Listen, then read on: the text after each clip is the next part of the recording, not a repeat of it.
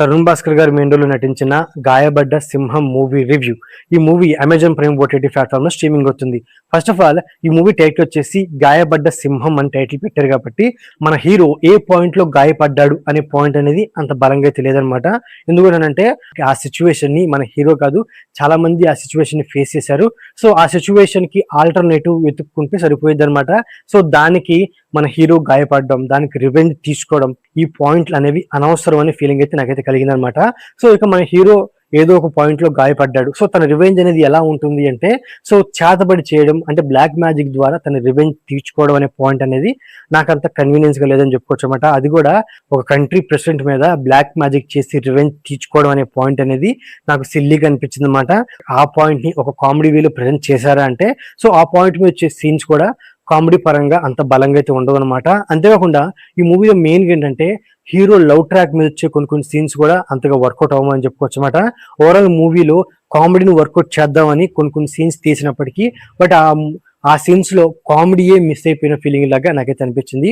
కొన్ని పోర్షన్స్ లో ఒక ఫోర్స్డ్ కామెడీతో నవ్వించాలని ప్రయత్నం చేశారనే ఫీలింగ్ కూడా నాకైతే కలిగిందనమాట.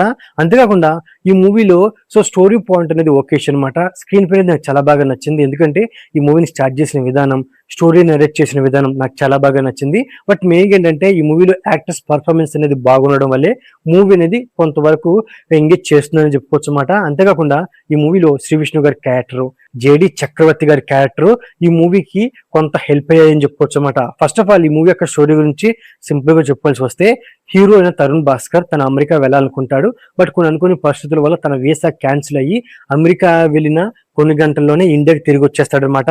సో తను ఇండియాకి తిరిగి రావడానికి కారణమైన వ్యక్తి పైన తను రివెంజ్ తీర్చుకోవాలనుకుంటాడు. ఆ విధంగానే మన హీరో ఏం చేశాడనే పాయింట్ మీదే రిమైనింగ్ స్టోరీ అయితే ఉంది అనమాట. ఉన్నప్పటికీ ఈ మూవీ యొక్క ఫస్ట్ హాఫ్ అలాగే సెకండ్ హాఫ్ వస్తే మెయిన్ గా సెకండ్ హాఫ్ నాకు చాలా బాగా నచ్చింది. దానికి మెయిన్ రీజన్ ఏంటంటే సెకండ్ హాఫ్ లో కామెడీ పరంగా కొన్ని సీన్స్ అనేవి వర్కౌట్ అయినాయి. అండ్ అలాగే కొన్ని హిట్ మూవీకి సంబంధించిన స్కూప్స్ కూడా ట్రై చేశారు. ఆ ట్రై చేసిన స్కూప్స్ అనేవి ఏదో సోసోగా ఉందని చెప్పుకోవచ్చు అన్నమాట. ఎందుకంటే ఆ స్కూప్స్ ని ప్రాపర్ గా యూజ్ చేసుకుని ఉంటే సెకండ్ హాఫ్ లో కామెడీ అనేది వేరే లెవెల్లో వర్కౌట్ అయ్యింది. అంటే సో సినిమాకి సంబంధించిన స్కూప్ ను కూడా సరిగ్గా యూజ్ చేసుకోలేకపోయారు మన డైరెక్టర్ గారు అనమాట. సెకండ్ హాఫ్ లో వచ్చే కొన్ని స్కూప్లు కొన్ని సీన్స్ వల్ల సెకండ్ హాఫ్ అనేది ఎంతో కొంత ఎంగేజ్ చేయడం వల్ల సెకండ్ హాఫ్ అనేది నాకు చాలా బాగా నచ్చింది. ఇక ఫస్ట్ హాఫ్ విషయానికి వస్తే ఫస్ట్ హాఫ్ ని మన శ్రీ విష్ణు గారి క్యారెక్టరే సేవ్ చేసిందని చెప్పుకోవచ్చు అనమాట. శ్రీ విష్ణు గారి క్యారెక్టర్ రివీల్ అయ్యేంత వరకు మూవీ అనేది ఒక స్లో పేస్ లో వెళ్తా ఉంటుంది.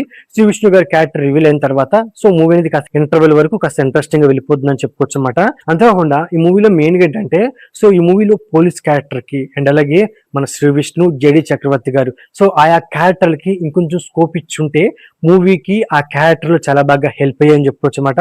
బట్ ఒక బలమైన క్యారెక్టర్ ని క్రియేట్ చేసినప్పటికీ ఆ క్యారెక్టర్ కి అంత స్క్రీన్ ప్రెజెంట్ అంత స్కోప్ ఇవ్వకపోవడమే ఈ మూవీకి పెద్ద మైనస్ నాకైతే అనిపించింది. ఇక ఈ మూవీ మెయిన్ ఏంటి, డైరెక్టర్ గురించి మాట్లాడుకోవాల్సి వస్తే డైరెక్టర్ గారు తను తీసుకున్న స్టోరీ పాయింట్ తన ఐడియాలజీ ఒకేసుకున్నప్పటికీ ఒక సిల్లీగా ఉన్నప్పటికీ బట్ ఆ పాయింట్ తో ఒక కామెడీ వేలో మూవీని తీసుకెళ్దాం అనుకున్నప్పటికీ అది వర్కౌట్ అవ్వలేదు. అదే మూవీకి పెద్ద మైనస్ అనిపించింది. ఉన్న క్యారెక్టర్లు కూడా అంత ప్రాపర్ గా యూజ్ చేసుకోలేకపోయారు అనమాట. అంటే ఈ మూవీ స్క్రిప్ట్ ని ఇంకొంచెం బెటర్ గా రాస్తుంటే బాగుండదని ఫీలింగ్ అయితే కలిగింది అనమాట. ఇక ఈ మూవీ పర్ఫార్మెన్స్ విషయానికి వస్తే మెయిన్ గా హీరోయిన్ తరుణ్ భాస్కర్ తన యాక్టింగ్ అనేది పోకూడదని చెప్పుకోవచ్చు అనమాట.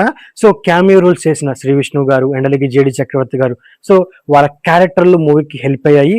వాళ్ళ పర్ఫార్మెన్స్ కూడా మూవీకి ఒక పాజిటివ్ వైబ్ ని క్రియేట్ చేసి చెప్పుకోవచ్చు అనమాట. ఫరియా అబ్దుల్లా అండ్ అలాగే మిగతా యాక్టర్స్ వాళ్ళ పర్ఫార్మెన్స్ అనేది ఓకేషన్ అని చెప్పుకోవచ్చు అనమాట. ఇక మ్యూజిక్ విషయానికి వస్తే ఈ మూవీలో ఉన్న సాంగ్స్, బ్యాక్గ్రౌండ్ స్కోర్ నాకు అంతగా వర్కౌట్ అవ్వలేదు. బట్ సినిమాటోగ్రఫీ అండ్ అలాగే ప్రొడక్షన్ వైస్ కొంతవరకు ఈ మూవీకి వర్కౌట్ అయ్యాయని ఫీలింగ్ అయితే కలిగిందనమాట. సో ఓవరాల్ గా ఇదండి గాయపడ్డ సింహం మూవీ రివ్యూ. నా రివ్యూ నచ్చినట్లయితే వీడియోకి ఒక చిన్న లైక్ అలాగే మన ఛానల్ ని సబ్స్క్రైబ్ చేసుకోండి. Okay, thank you all.